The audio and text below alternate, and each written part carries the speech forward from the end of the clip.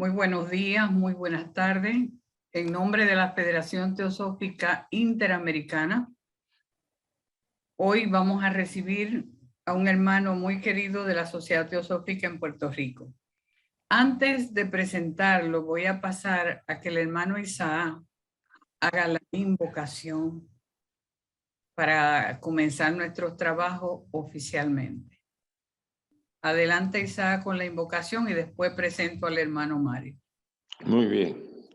Les pido a todos unos segundos, cierren sus ojos, por favor. Y repitamos las frases que voy a mencionar después de que diga cada una de ellas. Oh vida oculta que vibras en cada átomo. Oh luz oculta que brillas en cada criatura. Oh amor oculto que todo lo abarcas en la unidad. Que cada ser que se sienta uno contigo sepa, por lo tanto, que es uno con todos los demás.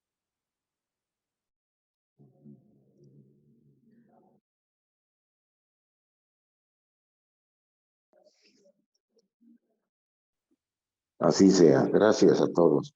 Magali.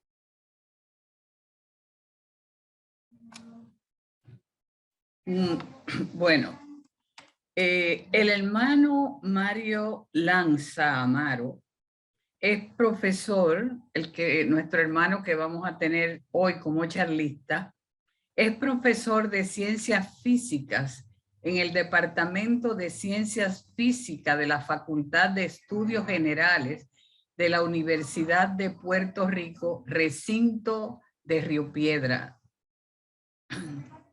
Es miembro de la Sociedad Teosófica en Puerto Rico desde la década de los 80. Dedica la mayor parte de su tiempo a las enseñanzas de sus cursos y ha dedicado parte de todo su tiempo libre para el estudio y el cultivo de la ciencia de la astronomía.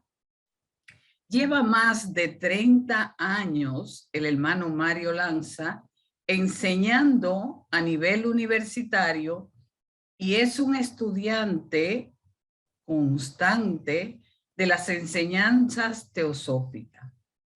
Es un gran admirador de nuestra gran maestra, la señora HPV o Elena Petrona Blavatsky, a quien siempre le agradece con respeto y devoción el enorme y gigante esfuerzo junto al coronel Olco, Henry Steer Olco, y todo lo que hicieron para devolver al mundo occidental parte del inmenso y hermoso caudal de conocimiento que hoy llamamos teosofía. Le doy las gracias al hermano Mario porque sé que es muy ocupado y nos va a dar esta charla este domingo y sé que por su amor a la teosofía nos seguirá dando otras charlas otros domingos.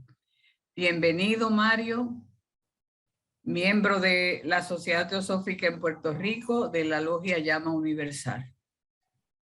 Los micrófonos son tuyos en este momento, Mario.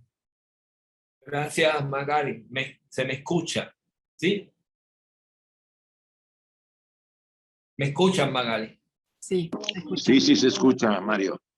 Sí, se escucha perfectamente. Pues gracias. Buenas tardes a todas y todos. Y gracias por esta oportunidad de poder dirigirme a ustedes. Les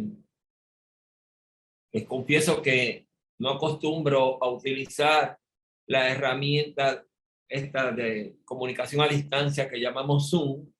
Mayormente cuando yo hago este tipo de cosas, lo hago con Google Meet, que es la que usamos en la universidad donde trabajo.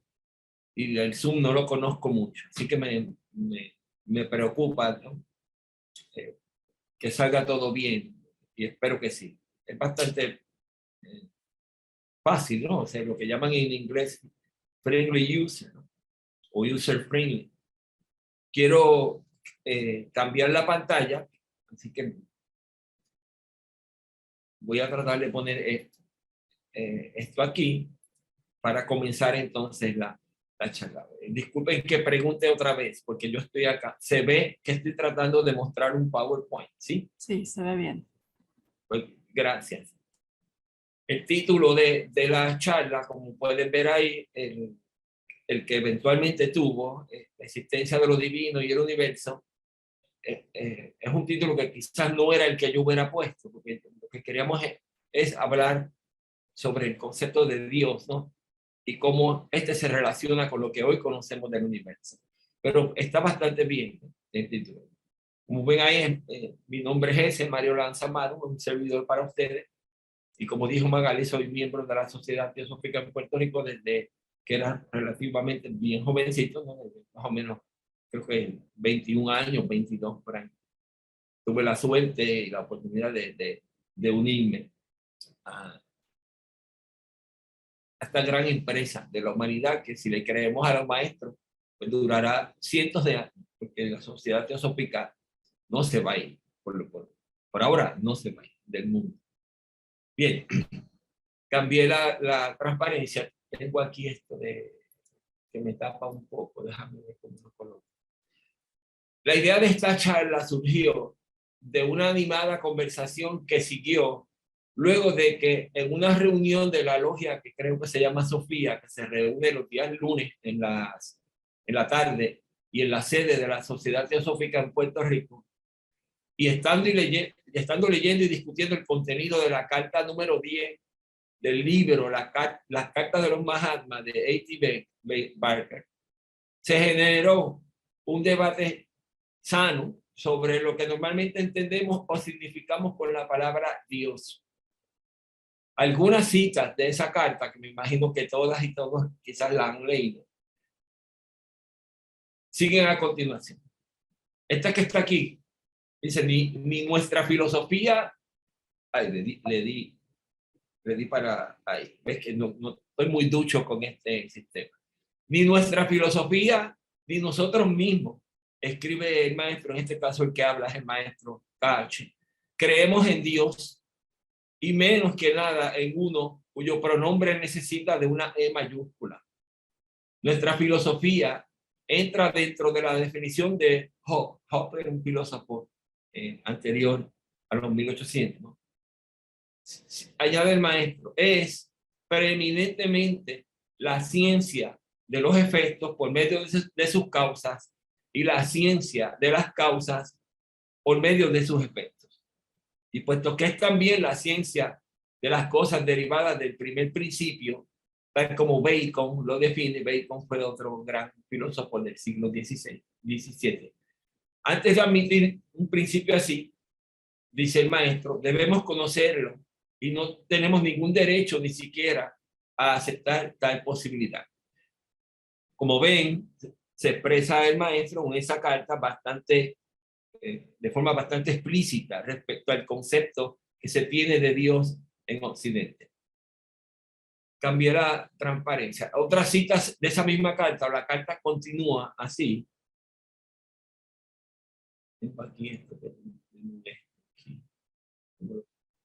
Por lo tanto, dice, nosotros negamos a Dios como filósofos y como budistas. Sabemos que hay vidas planetarias y otras vidas espirituales, y sabemos que en nuestro sistema no existe tal cosa como Dios, ni personal ni impersonal. Para Abraham no es un Dios, añade el maestro, sino la ley inmutable y absoluta. E Ishwar es la consecuencia de avidya y maya, la ignorancia basada en la gran ilusión. La palabra Dios se inventó para designar la causa desconocida de esas consecuencias que el hombre lo mismo ha admirado que temido, sin comprenderlas.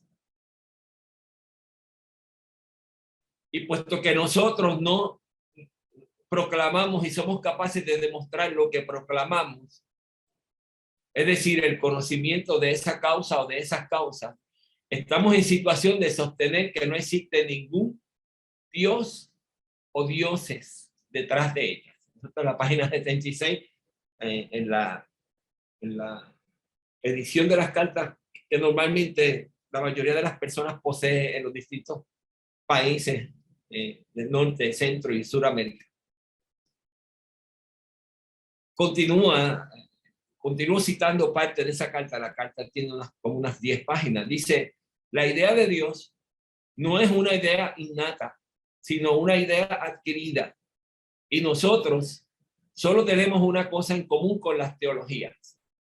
Revelamos el infinito, dice él.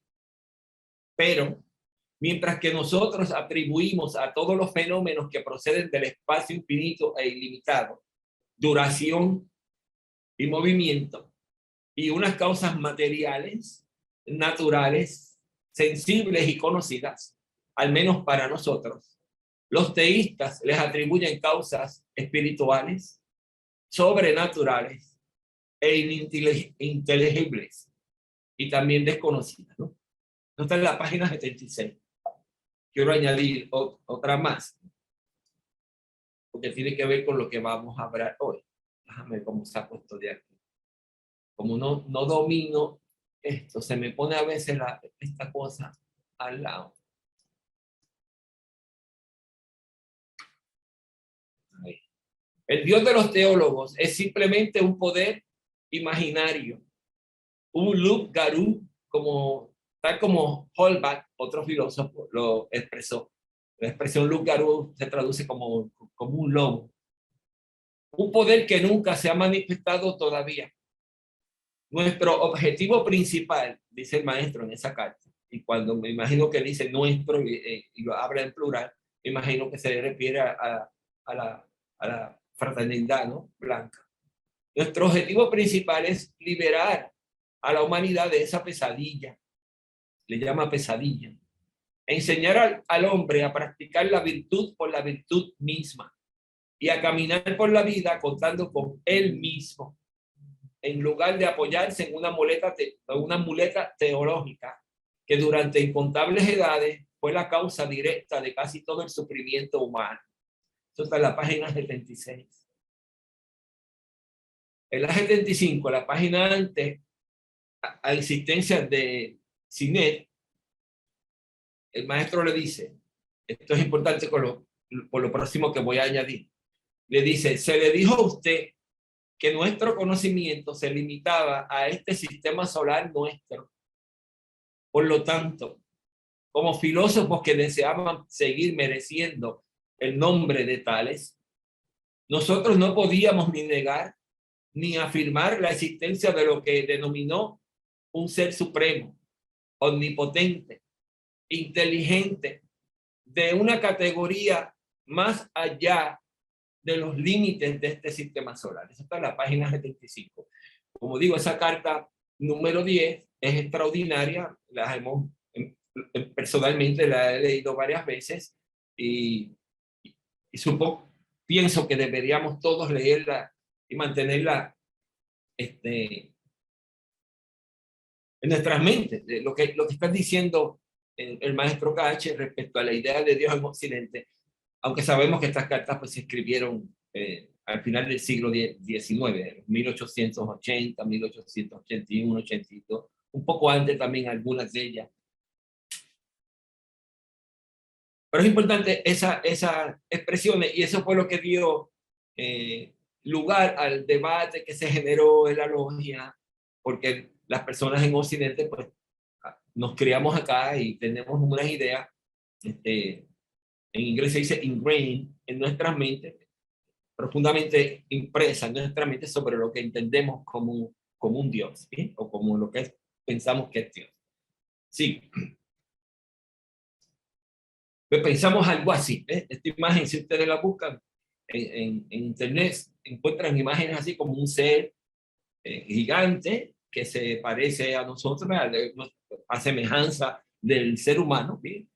Pero básicamente le ascribimos el tamaño gigante, ¿no? Como si fuera un supercell. No sé ni qué tamaño quiere decir la palabra gigante, de eso es lo que quiero hablar ahora sobre el universo. Pero esa es la imagen que más o menos tenemos de lo que hablamos cuando mencionamos el concepto de Dios, incluso en la cotidianidad de la vida, no cuando estamos reflexionando sobre la misma palabra. Recordemos que la sociedad teosófica tiene tres objetivos principales. Aquí está esta figura que corresponde al diploma que yo tengo en mi casa, que me fue entregado cuando me hice miembro la primera vez. Y quiero llamar la atención, aunque los voy a leer los tres, y los tres los conocemos todos y todas, pero el primero es formar un grupo, un núcleo de la fraternidad universal, sin distinción de raza, credo, sexo, casta, color, sin distinción ninguna. Formar un núcleo de la fraternidad humana universal. El segundo, que es el que quiero enfatizar hoy, es fomentar el estudio comparado de las religiones, de la filosofía y de la ciencia. Se supone que eso hagamos como aspirantes a ser teósofos, ¿no? A tratar de estudiar no solo la teosofía, ¿no? Sino las religiones, las distintas que ha habido en el mundo, la filosofía, las distintas esquemas filosóficos que se han propuesto por distintas personas a lo largo de los siglos, especialmente en Occidente, pero también en Oriente, y las ciencias.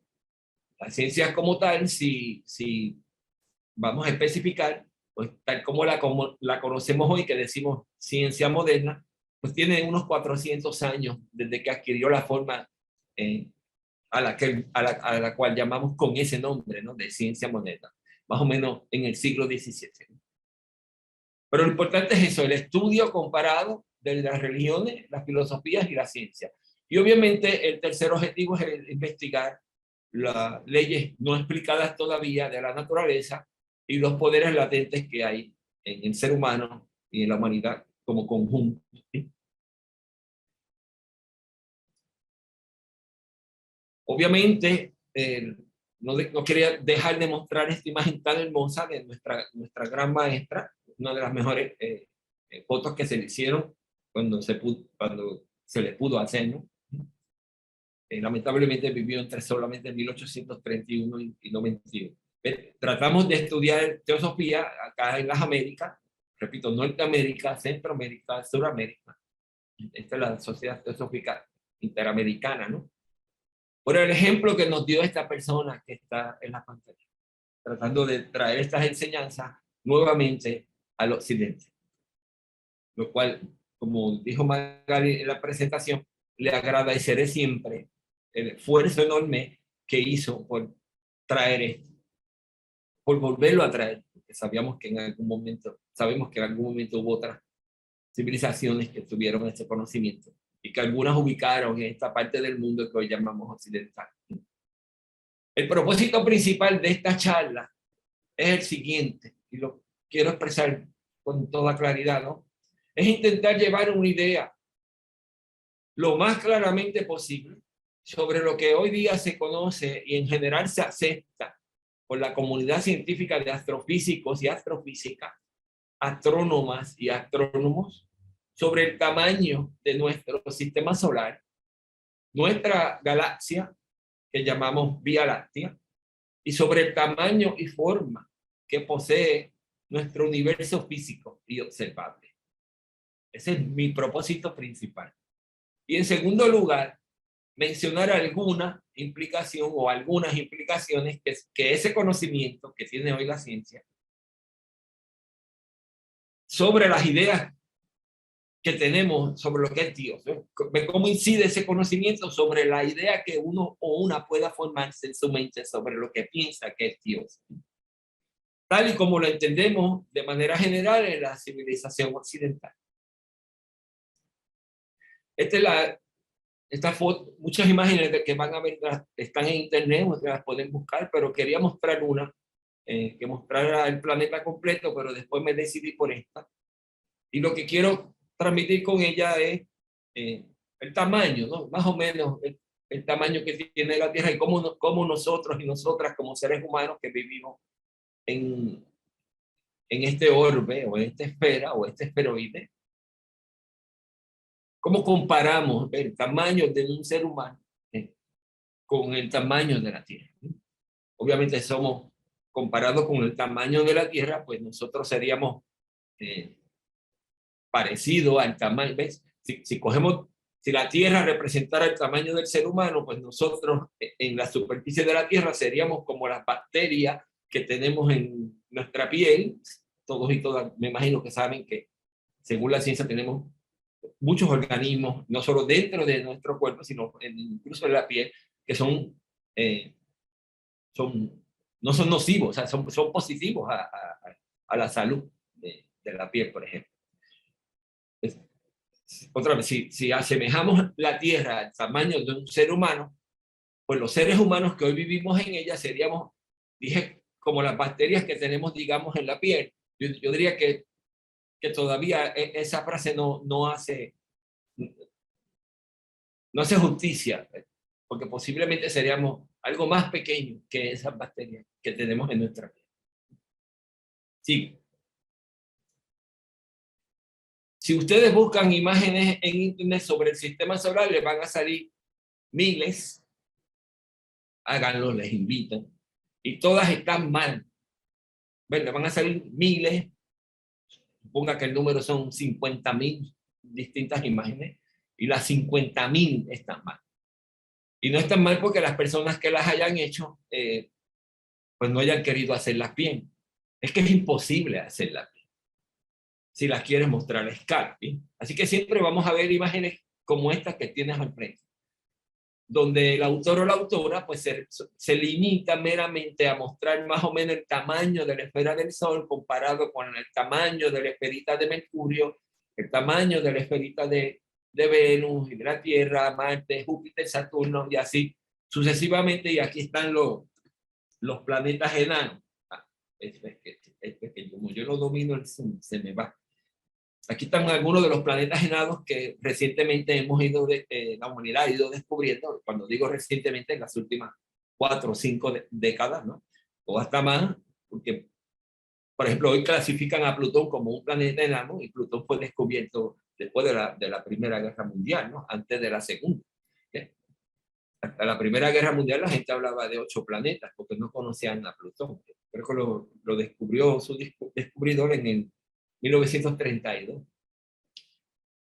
Así que si decimos que conocemos planetas enanos y Plutón fue el primero en la década del 30 y todavía seguimos descubriendo, pues llevamos más o menos 90 años descubriendo algunos planetas más pequeños. Pero como digo, las imágenes que uno o una puede encontrar en internet sobre el sistema solar, que insisto que son miles, todas están mal. Y no hay manera de presentarla como de forma correcta a escala. Porque pues ni verías ni la figura del Sol, ni la figura de los planetas. Pues, si quieres representar el tamaño verdadero del sistema solar, pues al colocar los objetos a esa escala, pues prácticamente el Sol no lo verías, ¿sí? Ni verías tampoco. Pues, si no veo al Sol, no vería a Júpiter, ni a Saturno, ni a los planetas más pequeños. Por eso es que es imposible hacer una imagen que de verdad lleve la idea correcta de lo que es el sistema solar.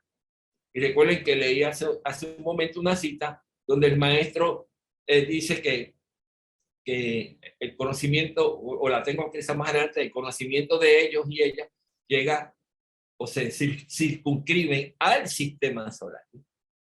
Sí. Deja poner el puntero láser. Esta es otra imagen. Esta sí está bastante bien, para mi opinión, como profesor de este tipo de cosas, ¿no? Porque te da una idea del tamaño de la estrella del Sol y más o menos el tamaño de los planetas puestos uno al lado del otro. Fíjense el tamaño de la Tierra que estaría aquí, que prácticamente si le pongo el cursor al frente, logro tapar la imagen de la Tierra. ¿Sí? La Luna está casi imperceptible ahí al ladito de ella. Este sería Mercurio, Venus, la Tierra con la Luna, Marte más pequeño que la Tierra, Júpiter, Saturno, Urano, Neptuno, y después los planetas menores. No todos de ellos, porque se conocen ya más de 12 o 15 de ellos.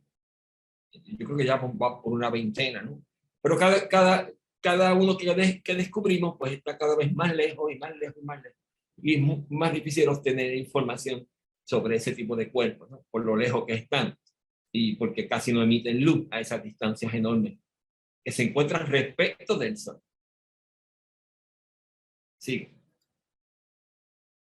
Esta imagen quería mostrarla desde el día que pensamos en dar esta charla.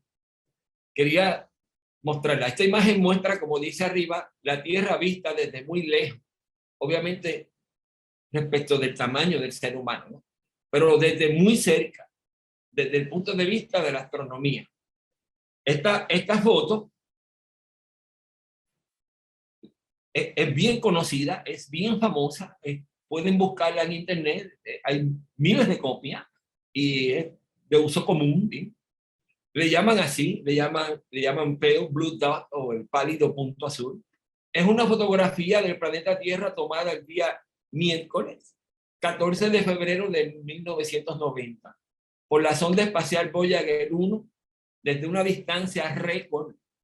Cuando dicen récord es refiriéndose a que se pudo hacer una fotografía desde esa distancia de 6 billones de kilómetros, billones de kilómetros, o sea, miles de millones de kilómetros, o unas 4 billones de millas. Cuando la sonda Voyager iba en su recorrido pasando cerca de los planetas y tomándoles las distintas fotos, las miles de fotos que tomó, pues luego de terminar esa misión, siguió la próxima, que es tratar de salir de lo que llamamos los límites del sistema solar, para conocer que hay más allá de los cuerpos más lejanos que conocemos. Dentro del sistema solar estoy hablando. En algún momento, el astrónomo norteamericano y astrofísico Carl Sagan, que es muy famoso también, que fue uno de los participantes principales del desarrollo de este proyecto de la Voyager 1 y Voyager 2 y otras sondas espaciales, pidió a la NASA, se le ocurrió, otra vez, ya la sonda pasó los planetas y va siguiendo hacia los confines del sistema solar. Carl Sagan pidió, insisto en eso, a la NASA que se mandaran comandos a la nave para virar la antena unas horas nada más para tomar una foto de la Tierra desde ese lugar. Y esa es la foto que se logró y luego se mandaron los comandos para que la antena pues regresara a la posición que estaba antes de desviarla para tomar la foto. La foto, repito, es bien famosa, le llaman el pálido punto azul porque la Tierra desde esa distancia se ve así. No tiene, en el lenguaje de las personas que saben de imágenes y de fotografía, saben que hablamos de píxeles, del tamaño de cada unidad en una foto, le llaman así un píxel. Pues en esa fotografía la Tierra no ocupa ni un píxel, ocupa como un tercio de un píxel o un poco menos. Es importante que tengamos eso. Y la nave que retrató esta imagen de la Tierra desde esa distancia no ha salido del sistema solar todavía. De hecho, esto fue en el 90 y pensamos que más o menos pudo haber llegado a lo que hoy creemos que es el límite del sistema solar en el año 2017, 2018, 2019. Si quieren después les explico porque hay dudas, porque no sabemos si exactamente está en lo que sería aceptado como el límite del sistema solar y cuán ancho es el límite, cuánto se tarda en cruzarlo, bla, bla, bla. La cosa es que ese es el tamaño de la Tierra visto desde 6 billones de kilómetros, sin apenas un poco más allá de la órbita, digamos, de Plutón o de Neptuno, por una sonda que construyó el ser humano. Mira lo pequeño que se ve. Quiero tomarme un minuto o dos para leer esto, ¿sí? Porque esta foto que acabo de poner, que es importante para lo que quiero transmitirles hoy, del tamaño del universo y la idea de Dios. Esta foto es bien famosa. Luego Carl Sagan escribió un libro muy conocido y vendió millones de copias. Y en ese libro esta foto aparece con una nota al cárcel que escribió él y que me parece que es extraordinaria y que cada ser humano debería leer varias veces a lo largo de su vida. Él dice en el cárcel de la foto, que llaman el caption en inglés, dice, mira ese punto, eso es aquí, that's here. Ese es nuestro hogar, o eso es nuestro hogar. Eso somos nosotros. En él, todos los que amas, todos los que conoces, todos los que alguna vez escuchaste, cada ser humano que ha existido, vivió su vida en ese punto azul, ¿no? La suma de todas nuestras alegrías y sufrimientos, miles de religiones seguras de sí mismas, ideologías y doctrinas económicas, cada cazador y recolector, cada héroe y cobarde, cada creador y destructor de civilizaciones, cada rey y campesino, cada joven pareja enamorada, cada madre y padre, niño esperanzado, inventor y explorador, cada maestro de la moral, cada político corrupto, cada superestrella, cada líder supremo, cada santo y pecador en la historia de nuestra especie vivió ahí, en ese punto de luz que no coge ni un píxel, en una mota de polvo suspendida en un rayo de sol. La Tierra es un escenario muy pequeño en la vasta arena cósmica. Piensa en los ríos de sangre vertida por todos esos generales y emperadores para que en su gloria y triunfo pudieran convertirse en amos momentáneos de una fracción de ese punto. Dice Carl Sagan.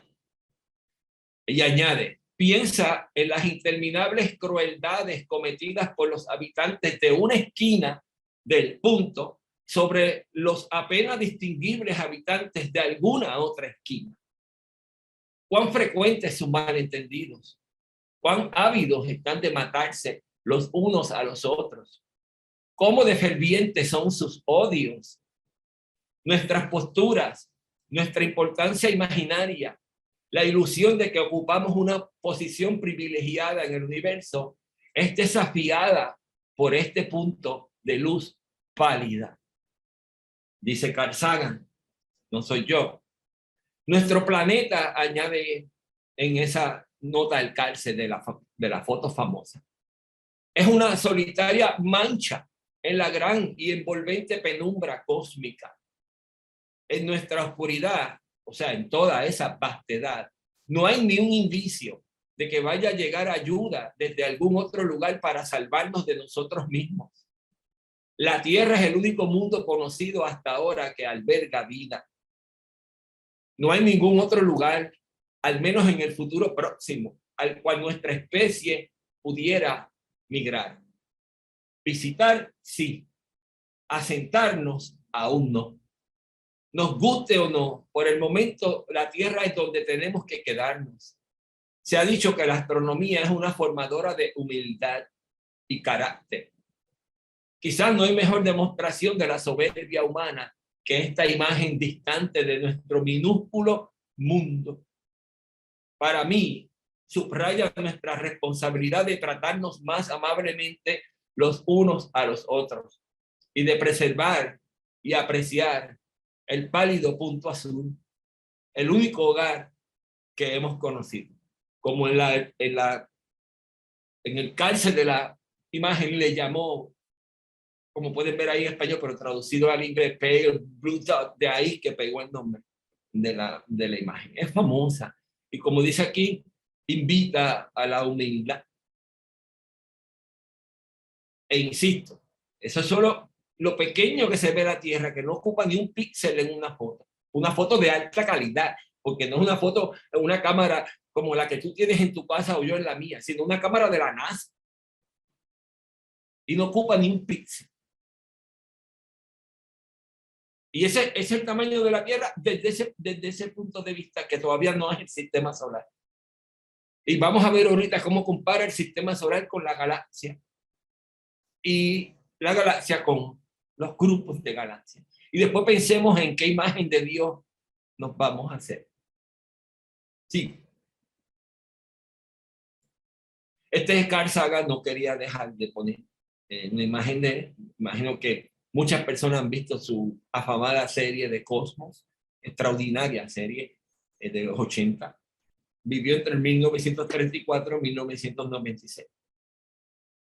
Hizo un gran trabajo por llevar la ciencia a grandes masas de personas. Y era un extraordinario expositor. De verdad era extraordinario. Ojalá haya más personas así. Pero el radio terrestre, para que tengamos una idea, es más o menos, me refiero al radio, ¿no? El radio de la bola de la Tierra, más o menos unos 6.356 kilómetros, que si lo pones en metros, son unos 6.356.000 metros.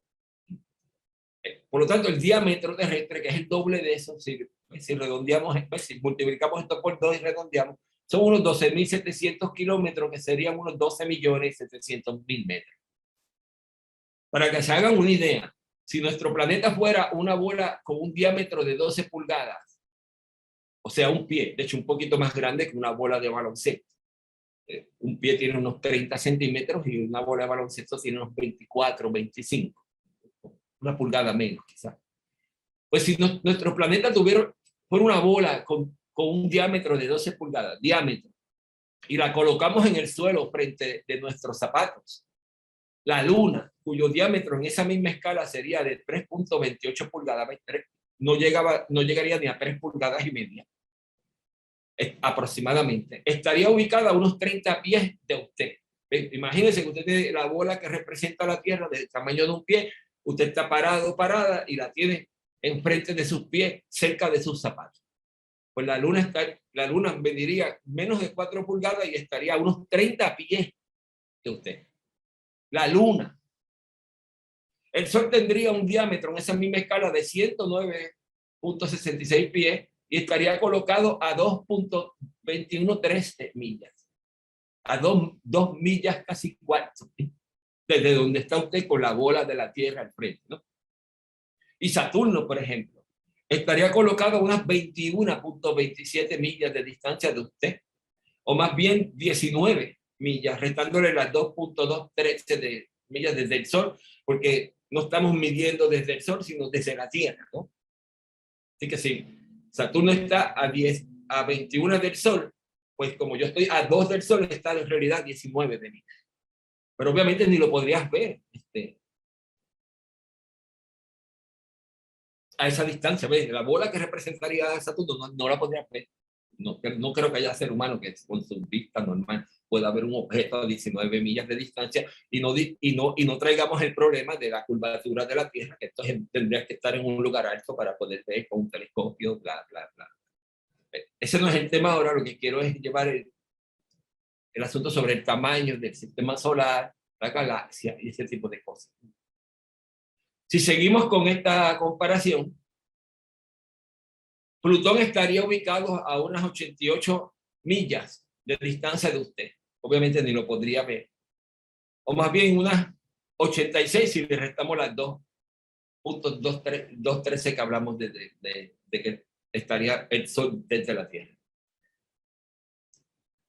Como ven aquí, le he puesto el valor de la rapidez de la luz en el vacío, que es más o menos 299.792.458 metros por segundo. ¿Por qué traigo esto aquí? Porque obviamente cuando salimos del planeta, ¿ves? Cuando tratamos de mentalizar fuera del planeta y del sistema solar, pues las distancias son tan enormes como pueden ver, y entonces empezamos a usar otro tipo de unidades para medir distancia. En vez de medir las distancias, por ejemplo, las distancias pequeñas las medimos en pies, en metros, en pulgadas, en yardas, pero ya otras más grandes pues las medimos en millas y kilómetros, pero todavía con esas unidades estamos familiarizados y familiarizadas. Pero cuando vamos a medir distancias mucho más grandes con las cuales el ser humano no se enfrenta en su cotidianidad de la vida, pues se utilizan otro tipo de unidades. Por ejemplo, las personas que se dedican, las personas profesionales que se dedican a los temas de astronomía y astrofísica, pues obviamente no utilizan las unidades de distancia tan pequeñas, pero apropiadas que sí utilizamos en la vida cotidiana.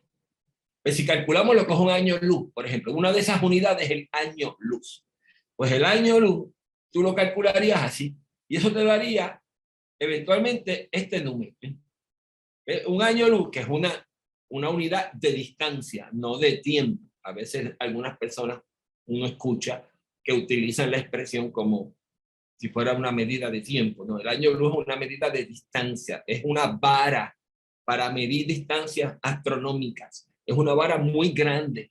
¿Por qué es muy grande? Porque las distancias que queremos medir son enormes y necesito una vara grande para poder medir distancias que son mucho más grandes que la vara. Más o menos, el año luz, lo pueden calcular si usted quiere, es 9.46073. Me gusta poner varios decimales después del punto decimal. Por 10 a la 15 metros por año. Esto es lo que recorrería la luz en un año, como dice creo que la próxima transparencia. Aquí dice, si fuéramos a colocar la bola de 12 pulgadas de diámetro que dijimos que representa el planeta Tierra a la distancia de un año luz de nosotros y nosotras, esa bola que dije, imagínate que la Tierra es una bola de 12 pulgadas, pues si la fuéramos a colocar a esa distancia, en esa misma escala, habría que colocarla a 141.887.009 millas, alejada de donde nos encontráramos. Si fuéramos a alejar en esa misma escala, la bola que te dije ahorita que representa la Tierra con 12 pulgadas, si la fueras a colocar a un año luz de ti, de donde tú estás parada o tú estás parado, tendrías que ponerla a 141 millones de millas alejada de eso. Y eso es un año luz. Esa distancia, 141 millones de millas, es mayor que el radio de la órbita del planeta Tierra alrededor del Sol, que es aproximadamente de unos 93 millones de millas. Y tú tendrías que colocar la bola, la hipotética bola que representaría la Tierra, a 141 millones. O sea, más allá de donde tú estás, más allá, más grande que el radio de la órbita de la Tierra alrededor del Sol. Es solo para que tengan una idea de las distancias. Y después pensemos en la idea de Dios como pensamos que Dios es el creador de todo lo que existe, pues vamos a saber el tamaño de lo que existe. Y luego pensemos qué Dios habría detrás de eso. Como dice aquí, un año luz representa la distancia que recorre la luz en el vacío, claro, en todo un año, a razón de 299.792.458 metros por cada segundo. Hay gente que para dar una idea de cuán alta es la rapidez de la luz, mencionan que, otra vez tratando de traerlo más cerca de las personas, mencionan, bueno, si la luz pudiera dar vuelta, porque la luz normalmente se traslada, ¿no?, en línea recta, pero si pudiera dar vuelta, pues podría darle más de 7 vueltas al ecuador de la Tierra en un segundo. Más de 7. Va muy rápido. De hecho, es lo que pensamos que tiene la rapidez más alta en el universo, aunque hay autores y autoras que dificultan que sea lo más rápido. Pero la mayoría, eso es lo que hace que lo más rápido que se mueve en el universo es y partículas que se mueven con esa rapidez, que por cierto son partículas que son otros tipos de luces, pero ese no es el tema de ahora. Esa distancia, esta distancia que usted está viendo aquí escrita en color verde, equivale a 1.602.000 veces y con 88 más el radio promedio de la órbita del planeta enano Plutón. Estoy hablando de la distancia que recorrería la luz en un año. Sería 1.602.000 veces el radio promedio de la órbita del planeta más lejano, que ahora llamamos planeta enano Plutón, del sistema solar.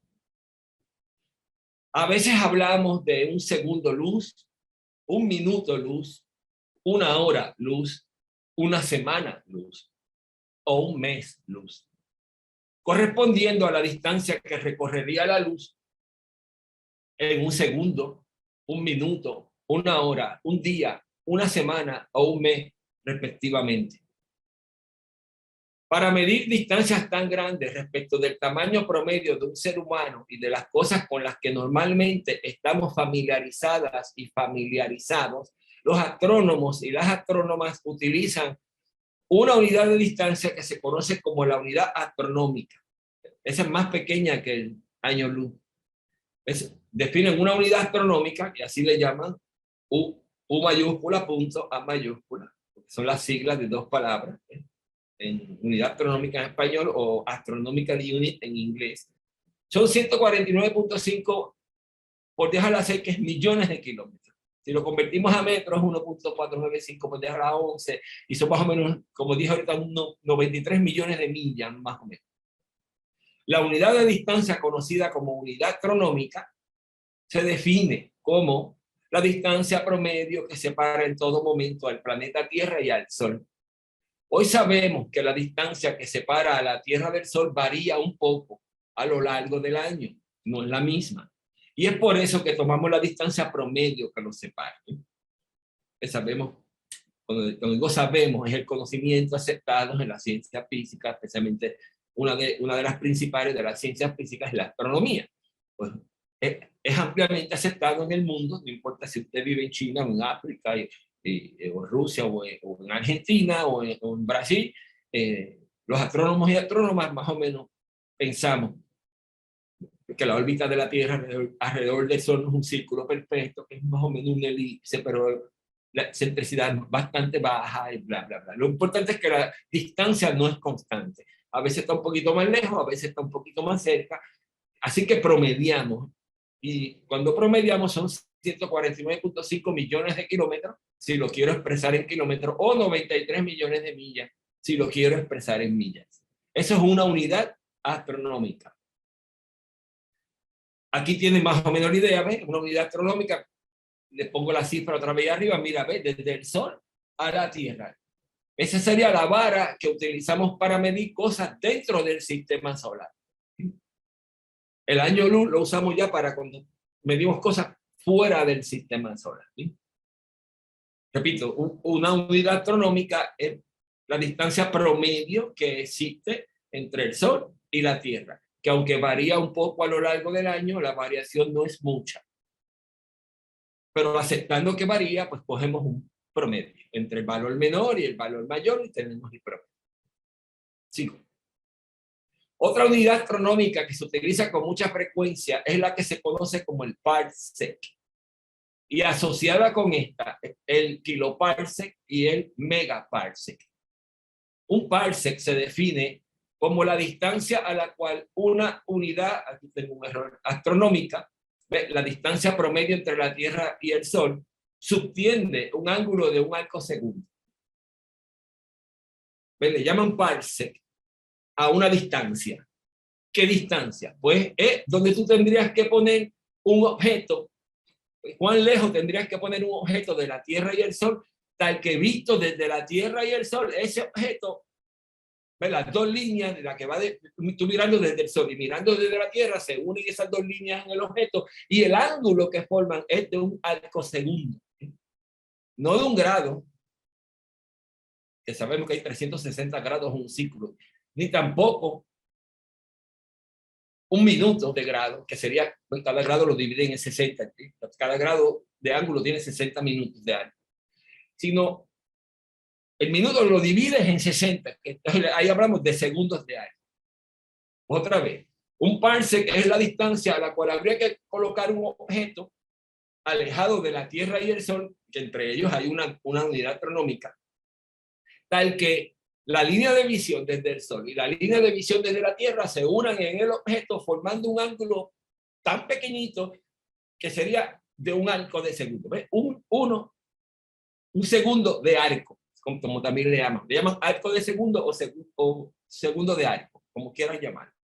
La cosa es que esa distancia se ha calculado y es más o menos este número que tú ves aquí. ¿Ves? Es 30 con 30.84, no cuál es los otros números, por 10 a la 15 metros. Y es equivalente más o menos a 3.26 años luz. O si lo ponemos en unidades astronómicas, pues 206.000 unidades astronómicas.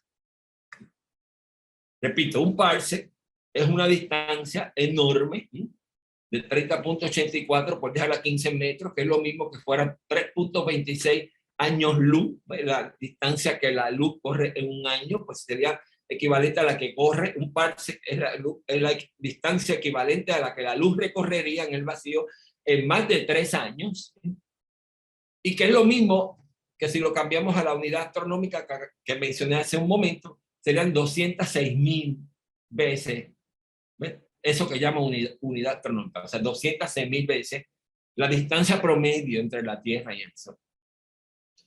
Como dice la última frase aquí en la transparencia, dice, como pueden ver, son distancias que apenas podemos concebir en nuestras mentes, aun cuando otra persona te lo explique. Aún explicándolo, es difícil concebir estas distancias, pero hay que hacer el esfuerzo, porque haciendo el esfuerzo, eventualmente todas las personas pues, lograrán entender las distancias enormes del universo, ¿no? Pero si no empezamos a explicarlas, una primera vez, una segunda vez, una tercera vez, una cuarta y una quinta, nunca, adivinando, entenderían esa distancia. Hay que explicarlas. Y muchas veces. Sigo. Míralo aquí. Este es más o menos como se define un parsec. ¿Ves? Este es el Sol, esta es la Tierra. Obviamente una imagen que no podría estar hecha a escala. Imposible hacer la escala. ¿Ves? La distancia entre la Tierra y el Sol sería una unidad astronómica, como dice ahí, mira, 1 UA, o sea, unidad astronómica. Y desde el Sol a este punto P, habría un parsec, porque la línea de visión del Sol y la línea de visión a ese punto P desde la Tierra marcarían un ángulo ahí, que obviamente está exagerado en la figura, de cuando le ponen 2 rayitas, un segundo de arco. Y repito, el círculo tiene 360 grados, cada grado, que ya es poco, divídelo en 60, tiene minutos de arco, y cada cantito de eso divídelo en 60 también. Pues esos son los segundos de arco. Pues tendría ese angulito pequeñito. ¿Ves? Si logras que haya un ángulo de un arco segundo entre la línea de visión del Sol y de la Tierra, a ese punto, decimos que ese punto se encuentra a la distancia de un parsec desde el Sol o la Tierra, porque obviamente comparado con esa distancia, la distancia entre la Tierra y el Sol no tiene nada que ver. Si nos paráramos aquí, en este punto, y miráramos el sistema solar, ni verías la estrella, ni vería a la Tierra. O sea, lo vería como un solo punto. Si acaso ves algo. Como dice aquí, obviamente la figura no está a escala. Si fuéramos a hacer la escala, no cabría, no solo en la pantalla de la computadora, sino que no cabría ni siquiera en la isla de Puerto Rico. Pues si fuéramos a hacer esta imagen a escala, no cabría en la isla en donde reside. Obviamente no se pueden hacer escalas, simplemente se hacen así para tratar de llevar la idea. Sigo. Esto es más o menos una imagen, obviamente de la Vía Láctea, es una composición artística. Nunca hemos salido fuera de la Vía Láctea para poder tomar una foto de ella. Nunca saldremos, por lo menos con los instrumentos que contamos hoy día. No hay manera de que podamos ni siquiera aspirar a abandonar la galaxia. Es demasiado grande. Voy a mostrar imágenes de ella. Pero más o menos el Sol estaría, ¿ven? La idea de traer esta imagen a ustedes es que más o menos vean que los astrónomos y astrónomas, la comunidad científica profesional que se dedica a esto, y los astrofísicos y astrofísicas, más o menos decimos que el Sol se encuentra a medio camino del radio de la galaxia. Que decimos que el radio de la galaxia es unos 50.000 años luz, 52.000 años luz, otros dicen 60.000 años luz, y más o menos coinciden casi todos y todas que el Sol está a unos 26.000 años luz del centro de la galaxia. Aquí hay otra imagen Esto tiene que ver con después qué idea tenemos de Dios. Esto es otra imagen, obviamente no es una foto, pero es como si la viéramos nuestra galaxia de lado. Recientemente se ha descubierto que tiene ese sesgo aquí a la izquierda como hacia abajo y este sesgo hacia la derecha como hacia arriba. No está plana, no está completamente plana, está como un poquito doblada a un lado hacia arriba y en el otro lado a la dirección opuesta. Porque debo aclararles, como le aclaro siempre a mis estudiantes, obviamente en el espacio no existen ni arriba ni abajo, ni derecha ni izquierda, ni norte ni sur, ni este ni oeste, nada de eso. Si uno viajara pudiera viajar, qué sé yo, y ver la galaxia desde afuera, tú siempre vas a tener el sentido de que tu mano derecha es tu mano derecha y tu mano izquierda es tu mano izquierda. Siempre, pero eso en tu cuerpo. En el espacio no hay nada, no hay direcciones así. Pues si la pudiéramos ver así de canto. Fíjense quién hizo esta figura. Repito, yo cojo estas figuras en internet, o son de uso común. Más o menos le dan, mira, pues si el centro de la Vía Láctea lo tomamos como origen, pues aquí iría más o menos a esta distancia, alejándonos a esta distancia ya iría como 20.000 años luz. Aquí ya serían como 40.000 años luz a partir del centro de la galaxia, y ya aquí serían como 60.000. Hay algunos autores y autoras que piensan que la Vía Láctea tiene un diámetro de unos 60.000 años luz, por lo tanto su diámetro sería de 120.000 años luz. Pero la luz, si fuera a viajar desde el extremo izquierdo de la galaxia, la luz, hasta el extremo derecho de la galaxia, le tomaría unos 120.000 años, viajando sin que nada la interrumpa. Porque si la interrumpen, pues entonces ya le cogería más tiempo. Sigo. Cuando pensamos en Dios, hay que recordarse de esto. Esta es otra imagen que también la saqué de internet. Obviamente no son fotos, son concepciones artísticas. A veces se pueden hacer con estos programados que le permiten a las personas que se entrenan, ¿no?, hacer imágenes, lo que llaman computer graphic, así que le llaman imágenes gráficas por computación. Pues más o menos esta otra imagen. Pues mira, aquí estaría lo que llaman el centro o el núcleo de nuestra galaxia, y el Sol está más o menos unos 26.000 años luz alejado de ese centro. Y esta otra raya que está aquí abajo sugiere que desde el centro de la galaxia hasta el borde de ella hay unos 52.000 años luz. Por lo tanto, decimos que el Sol se encuentra a la mitad de un radio. El radio tiene 50.000 años luz o 52.000, y el Sol está a 26.000, que casualmente es la mitad de 52.000. Ahí es que estamos, ¿sí? Y ahí está el Sol con todos sus planetitas. Y todos nosotros y nosotras en esta bolita que llamamos Tierra, creyéndonos las cosas que nos creemos. Sí. Esta es otra imagen, pero esta ya lo que trata de mostrar más hacia afuera lo que llaman el grupo local, ¿no? Es cuando los astrónomos y astrónomas tratan de hablar de la posición de nuestra galaxia respecto de las vecinas, de las que están más cerca de ella, pues le llaman el local group, como dice aquí, o el grupo local, ¿sí? Y más o menos tomándonos como centro, pues lo que muestra esta imagen en qué dirección están algunos de los objetos que conocen las personas que se dedican a esto.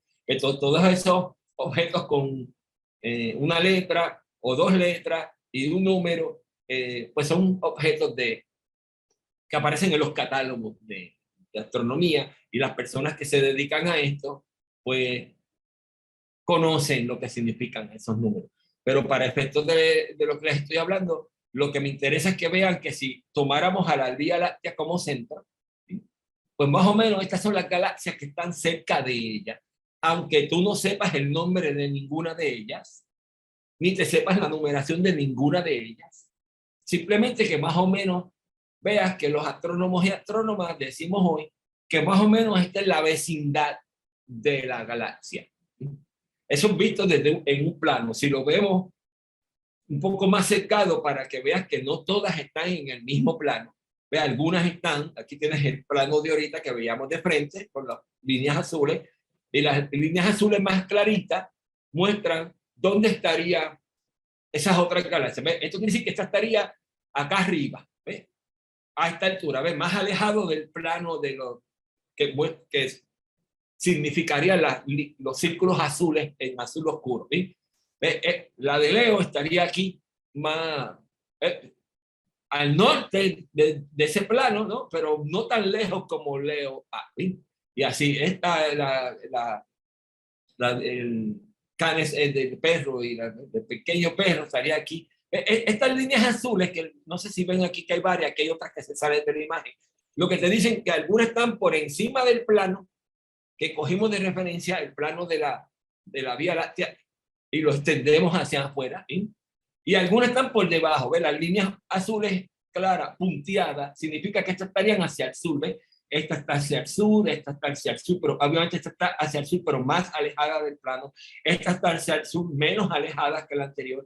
Estas tres están hacia el sur, pero menos alejadas que las otras dos. Y estas están más alejadas y así. Para que tengamos una idea de la vecindad de la Vía Láctea. ¿Sí?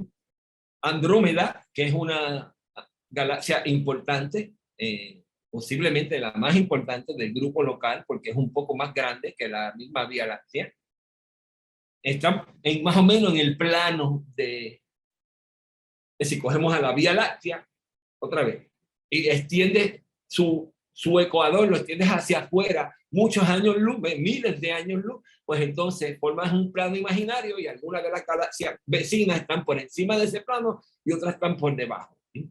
Andrómeda está un poco por encima, pero no tanto. ¿Sí? Bueno, un poco por debajo, quiero decir. Hasta aquí, ve la raya que le indica aquí. Pero no tanto. ¿Sí? Hay otra galaxia que es importante en el grupo local que le llama la del triángulo, que es esta que está aquí. En el grupo local, más o menos, ¿cuántas galaxias hay? Pues cerca de 100 por ahí. Algunas asociadas, o sea, más pequeñas, asociadas y satélites a la Vía Láctea, que es grande, y muchas otras asociadas a Andrómeda, que es una galaxia grande, de hecho un poco más grande que la Vía Láctea, y otras poquitas asociadas a la del Triángulo, que también es una galaxia relativamente grande, o sea, mediana. Las otras son más pequeñas, todas las otras son pequeñitas. Resumiendo, el grupo local tiene docenas de galaxias, ¿sí? Y están más o menos ese grupito compactado en un tamaño de, es decir, la galaxia tiene 100.000 años luz de diámetro, o 120.000, la Vía Láctea, y Andrómeda tiene, digamos, 150.000 años luz. Pues estamos hablando que ese círculo azul grande, el más de afuera que usted está viendo ahí, tendría 20 veces eso, serían 2 millones de años luz, por ejemplo. Sí. Esta imagen, que es también bien conocida, estoy mirando el tiempo porque quiero terminar a tiempo. Esta imagen es bien conocida como le llaman Hubble Deep Field.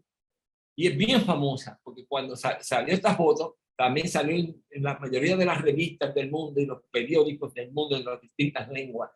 Esto es una foto que el telescopio Hubble logró hacer cuando los que lo manejan quisieron dirigir su foco a un punto en el cielo que no se veía nada.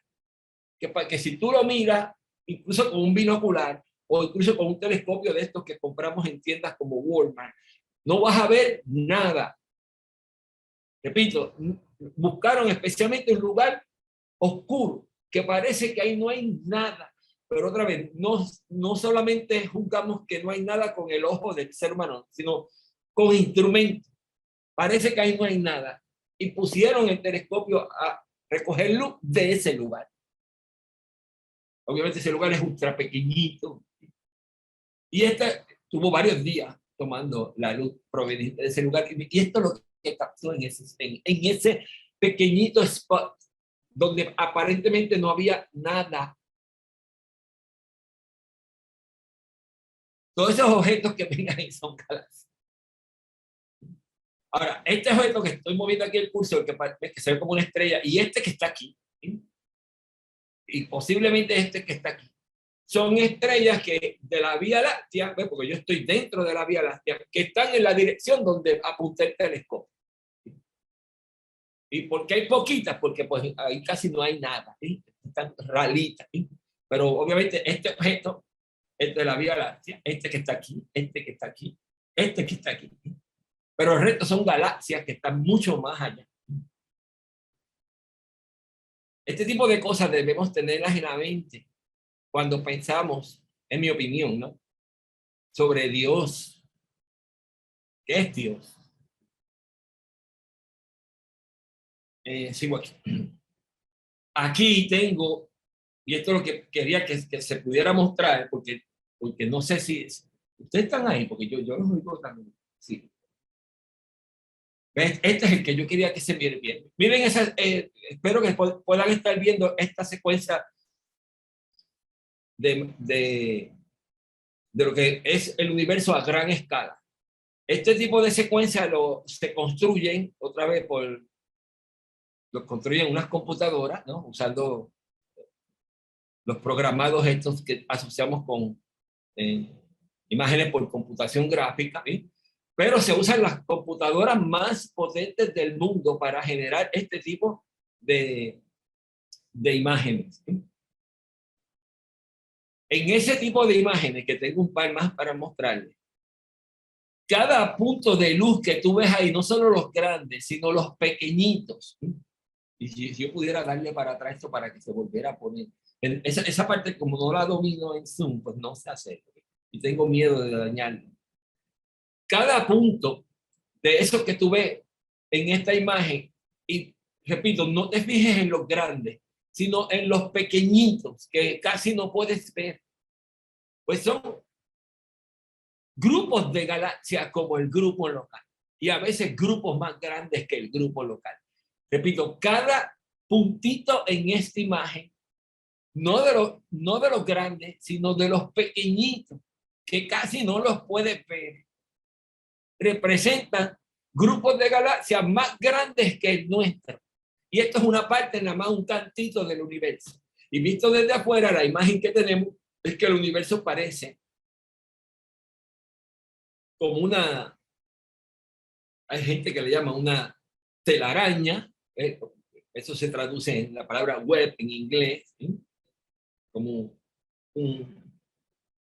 otras personas se han atrevido a decir que recuerda la conexión de las neuronas del cerebro, más o menos así es que cuando hacemos imágenes también vía instrumentos de cómo están colocadas las neuronas del cerebro de una persona, ¿no? Voy a tratar de cambiar la imagen. Míralo ahí otra vez. Por favor, miren esa imagen. Cada puntito de luz de esos son clústeres y superclústeres de galaxias. O sea, la galaxia nuestra ni se vería ahí. No hay forma de ver. Y obviamente la Tierra, el Sol no se vería dentro de la galaxia, ni la Tierra dentro del sistema solar. Esa es la idea de todo lo que estoy tratando de hablar. Déjame ver si logro cambiar. Aquí hay otra simulación. Esta también, si ustedes la buscan en internet, ahí está la dirección para si alguna o alguno de ustedes la quiere luego ver. Estas cosas están en YouTube y usted las puede ver. Y es lo que invito a que lo hagan y reflexionen sobre lo que está viendo. Dice aquí, esta simulación llamada Illustris, porque hay varias, comienza justamente 12 millones de años después del llamado Big Bang y trata de ilustrar, y de ahí viene el nombre, la formación de las estrellas, los elementos pesados, la galaxia, las supernovas explotando y la que llamamos la materia oscura, ¿no?, a lo largo de 14 billones de años, 13.73 por ahí más o menos pensando. Si usted quiere leer la historia completa sobre el programado y las personas que hicieron la imagen, los profesionales que se dedican a esto, pues la puede encontrar ahí. Es de la revista Discover, pero obviamente la revista no hizo esa simulación, sino que la revista se pone en contacto con personas en las universidades que pueden hacer ese tipo de cosas. Ese es como le llaman al grupo de personas, le llaman el colectivo ilustre, ¿sí? Pues voy a darle aquí tratando de que, otra vez, como yo no uso Zoom, no conozco si va a salir o no, porque yo acostumbro a usar Google Meet. Pero espero que sí. Creo que dándole aquí, ¿ves? No sé si darle ahí, ¿ves? Cuando yo lo hago en mi casa sale, ¿ves? Pero cuando le doy aquí no sé cómo hacer que salga, ¿sí? Pero no importa, creo que con la que vieron ya es suficiente, porque sería ver tres diferentes que más o menos muestran lo mismo, ¿sí? Que la que ya vimos, ¿sí? Entonces, cambié la transparencia a esta que dice, esto está sacado de la Doctrina Secreta, el volumen 1, ¿no? Donde, citando a nuestra venerable maestra, ¿no? Y luchadora, ¿no? Por traer todas estas cosas a Occidente otra vez. Blavatsky dice, la aspiración de esta obra, dice ella, puede expresarse del modo siguiente: demostrar que la naturaleza no es una aglomeración fortuita de átomos. Ella pone esa expresión entre comillas. Y asignar al hombre el lugar que de derecho le corresponde en el plan del universo. Rescatar de la degradación las verdades arcaicas que constituyen la base de todas las religiones. Descubrir hasta cierto punto la unidad fundamental de que todas ellas han salido, perdón. Y demostrar finalmente que jamás se ha aproximado la ciencia de la civilización moderna al lado oculto de la naturaleza. Entonces, esa es una cita de Blavatsky, especialmente lo de que el universo no es una aglomeración fortuita de átomos. Siempre hemos pensado, los que pensamos en teosofía, que desde una vez comienza la manifestación, se organiza de cierta manera, pues no es a lo loco, como a veces se piensa en la física, ¿no? o la pura termodinámica o mecánica estática.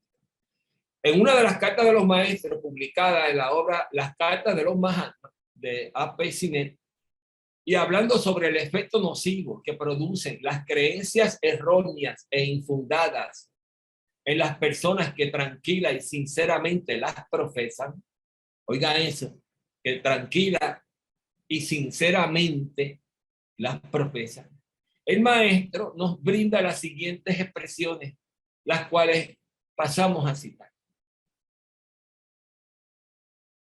Por favor, oigan esto. Y esto lo mencioné el domingo pasado. Tuve la oportunidad de dar una charla en la sede de acá de la Sociedad Teosófica en Puerto Rico. Y esta carta siempre la voy a estar citando. Dice, puede que hayan estado influidos. Ahí habla él sobre los señores Sinet y Hume y de las razones que impedían entrar en contacto directo con ellos, como insistentemente solicitaban al maestro estos dos señores. Repito, Sinet y Hume. Pues puede que hayan estado influidos por el medio ambiente, por las emanaciones magnéticas como resultado de la bebida, por la sociedad y por contactos físicos promiscuos y materiales, resultantes incluso de un apretón de manos con hombres impuros. Pero todo esto son impedimentos físicos y materiales que, con un pequeño esfuerzo, dice el maestro, se podrían contrarrestar e incluso se podrían eliminar sin gran detrimento para nosotros mismos. Habla Kuthumi. Y añade, no así con el magnetismo y los resultados invisibles procedentes de las creencias erróneas pero sinceras. La fe en dioses o en Dios y otras supersticiones. Esas atraen a su alrededor millones de influencias extrañas, de entidades vivientes y de poderosos factores con los cuales tenemos que hacer uso de nuestros poderes más que ordinarios para rechazarlos. Sí, y añade, nosotros no nos hemos propuesto hacerlo así. no encontramos ni necesario ni provechoso perder nuestro tiempo librando batallas con planetarios poco evolucionados que se recrean personificando dioses y algunas veces personajes muy conocidos que han vivido en la Tierra. En esta carta, que es la carta número 134, está en la página 660 y 661 en la edición que casi todos y todas tenemos de las cartas de los maestros. Por favor, búsquela y lea. En esa carta el maestro lo que está diciendo que no se acercan a Sinet en contacto directo con Sinet y Jung, no porque consuman alcohol, que por cierto lo hace, no porque tengan comportamientos promiscuos, porque por cierto lo tienen, no porque coman carne, qué sé yo, no, nada de eso. Él dice, eso serían cosas que, eso no sirva, pero podemos bregar con ellas sin gastar mucha energía porque es fácil de sacar del medio. Ahora, esto otro, las influencias que tú te echas encima por tener ideas erróneas, aunque sinceras, sobre cosas, supersticiones, eso es difícil de sacar. Y por eso el maestro dice, no nos acercamos directamente a Sinet ni a Jung, porque estas personas se creen un montón de cosas que habría que batallar con eso. Y eso me quitaría tanta energía que no podría entonces dedicarla a otro trabajo quizás más beneficioso para más personas en la humanidad, que están luchando con las ideas y los fantasmas que tienen en la mente estas personas que si bien son buenas y tratan de ayudar, pero todavía no están ready. Sigo. En una carta o en otra carta de los Mahatmas dice, el verdadero mal, estoy por terminar, son las 2:21, terminan como en 5 minutos. El verdadero mal procede del intelecto humano. Por eso, lo que acabamos de decir. Y su origen recae enteramente en el hombre racional, que se separa a sí mismo de la naturaleza. Solo la humanidad, pues, es la verdadera fuente del mal. Aquí está hablando de dónde nace el mal en el esquema de cosas que tenemos en nuestro sistema solar, porque el mismo maestro dice que su conocimiento se circunscribe al sistema solar, no a la galaxia, ni a los cúmulos de galaxias, ni nada de eso. ¿Sí? El mal es la exageración del bien, la progenie de la codicia y del egoísmo humano. Le dice el maestro al receptor que si le piense profundamente y descubrirá que, excepto la muerte, que no es ningún mal sino una ley necesaria, y excepto los accidentes que siempre encontrarán su retribución en una vida futura. El origen de todo mal, y ese origen, esa palabra está enfatizada ahí en la misma carta de los maestros, tanto pequeño como grande, está en la acción humana, en el hombre, cuya inteligencia hace de él la única entidad libre en la naturaleza. No es la naturaleza la que crea las enfermedades, sino el mismo hombre o ser humano, creyéndose las cosas que se quiere creer y que tiene libertad sí de creerse, pero alguna consecuencia tendrá de esa creencia.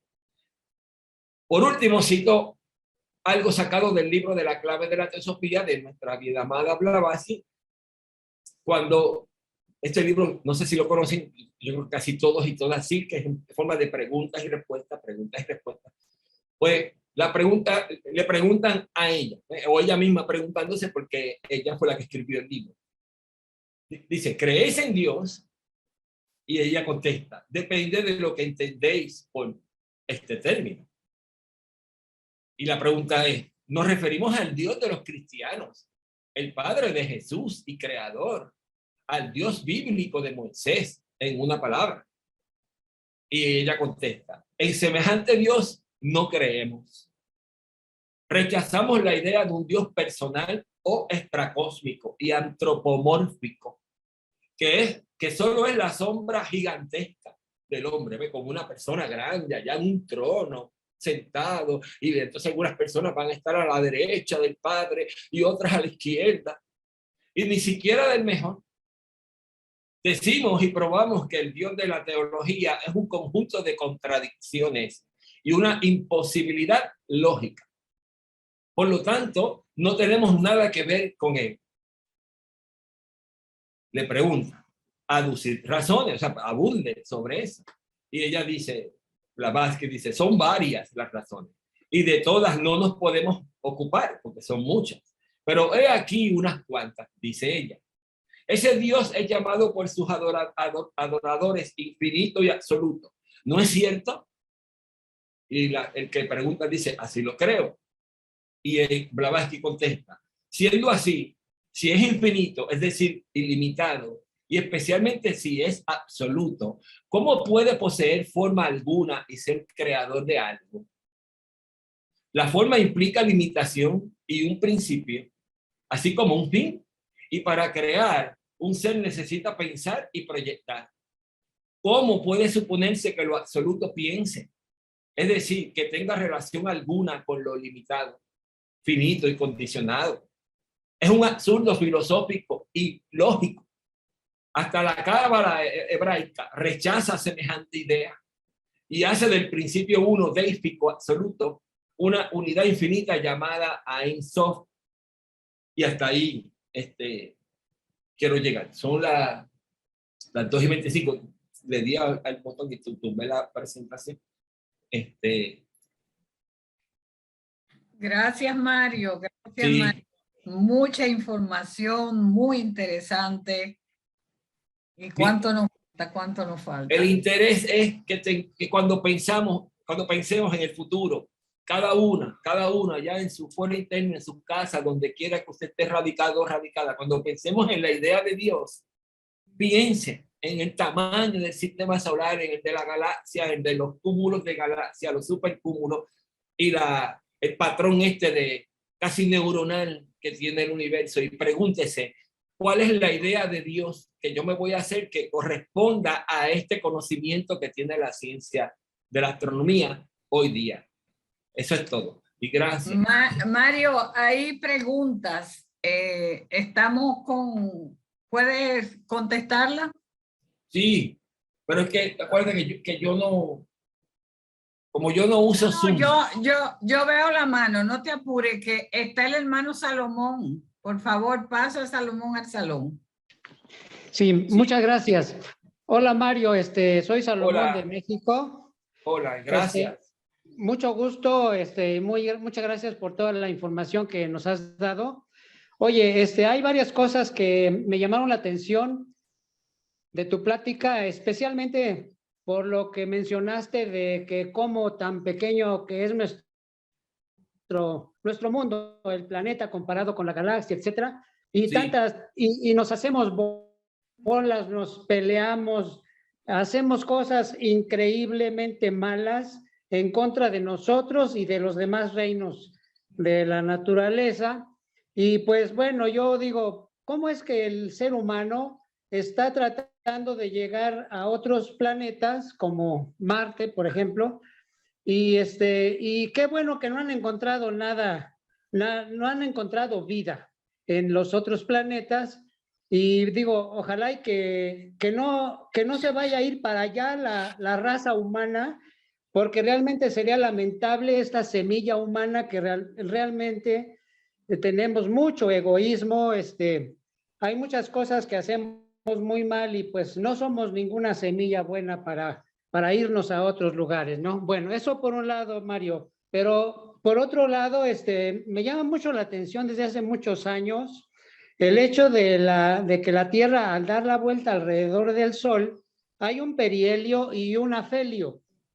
Y entonces resulta que en el perihelio se acerca más al Sol considerablemente, y en el afelio se aleja. Y en el perihelio sabemos que la Tierra va un poquito más acelerada y en el afelio un poquito más lenta, precisamente para no alejarse del Sol o no ser atraída por el Sol.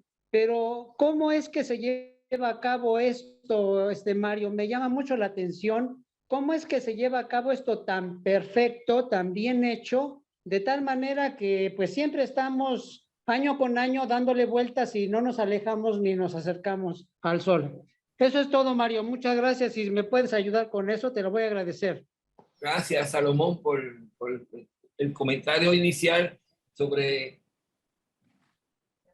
el virus que podríamos representar, el virus de la humanidad, tratando de llegar a otros planetas, quizás a no llevar paz, sino a llevar guerra eventualmente allí. Yo concurro contigo de que pues, todavía no lo podemos hacer, la tecnología para lograrlo hacer no está cerca en el futuro, y espero, en lo personal, espero que no vayamos todavía para allá mientras no nos arreglemos aquí y sepamos vivir en paz, ¿sí?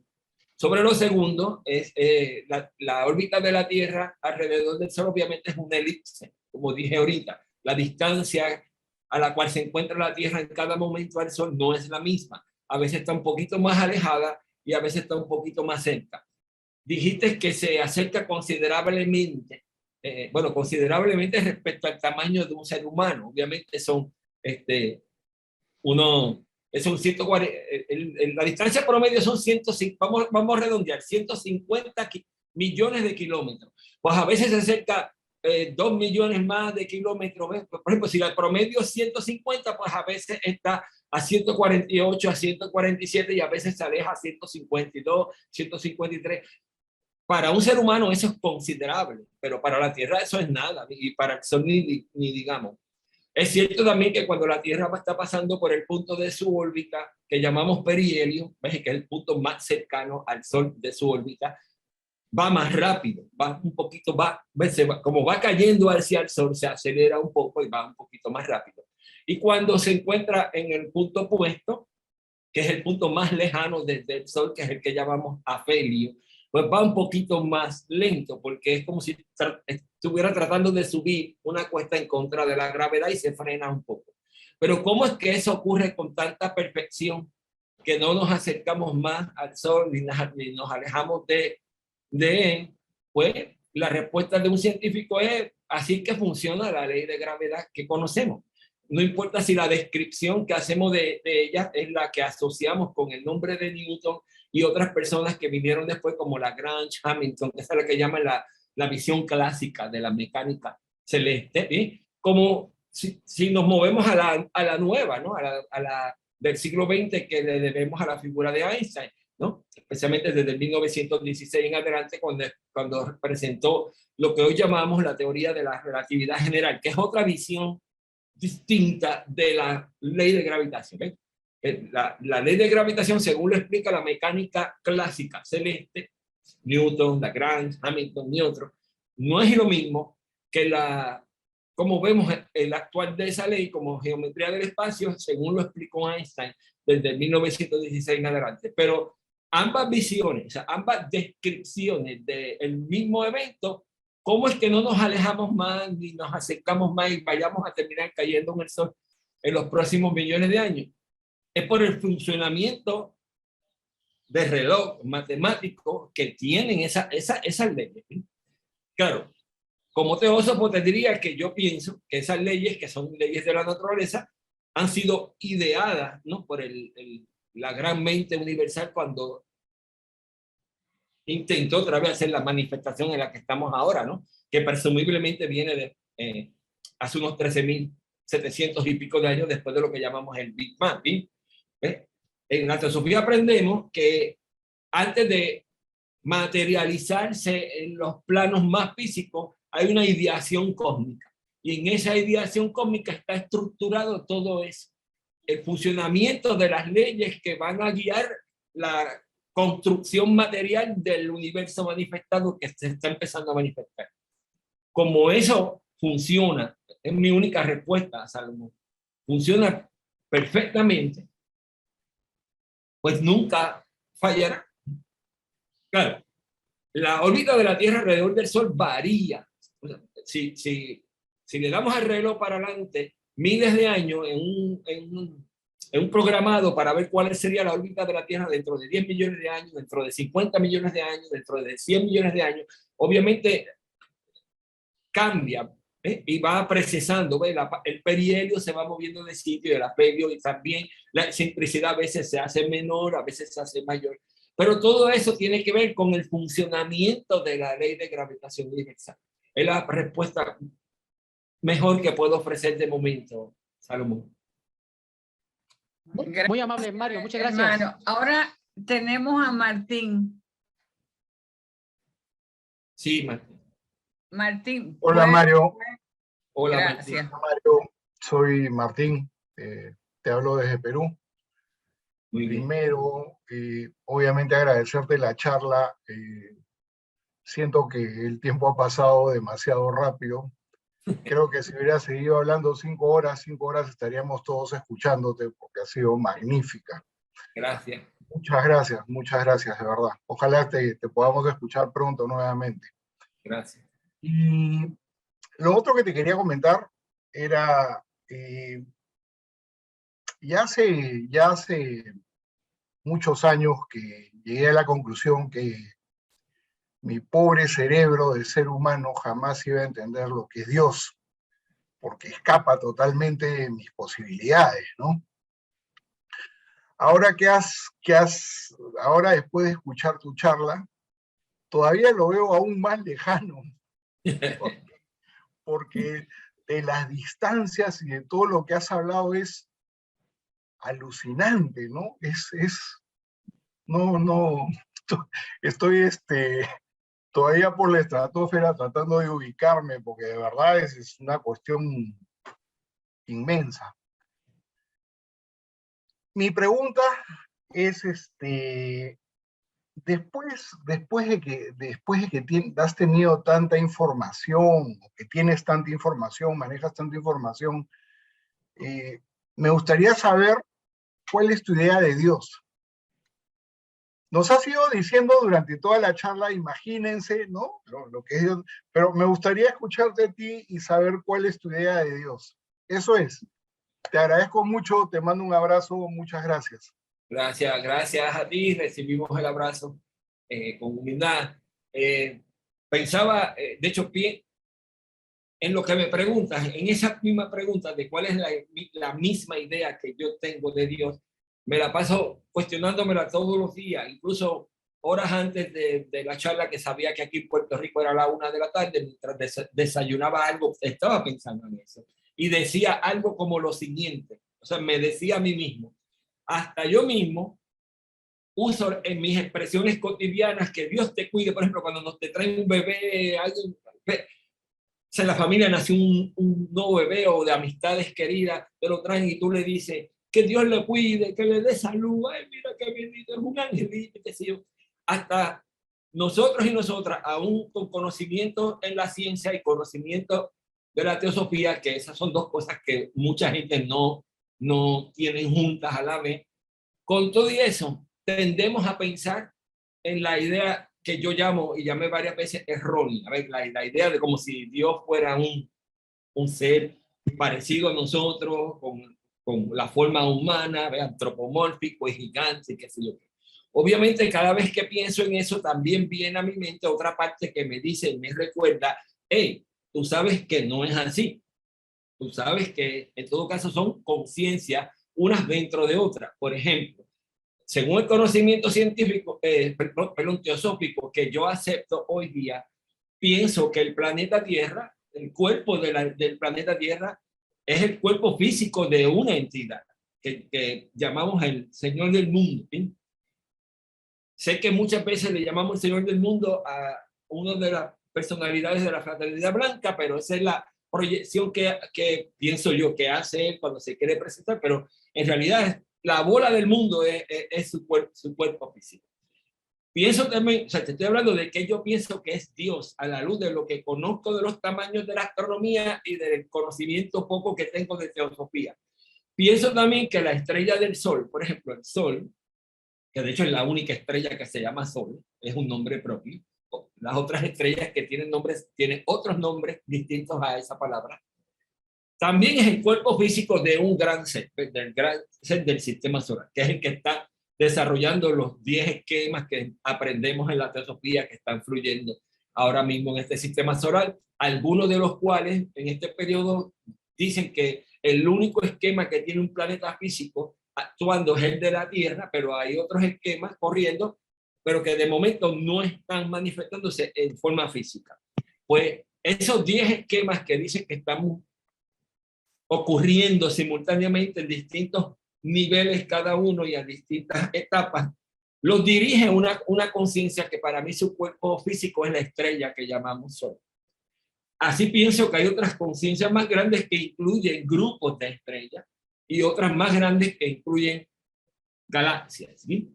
Y grupos de galaxias y después supergrupos de galaxias y después una conciencia universal que pienso muy alejada de nosotros, ¿sí?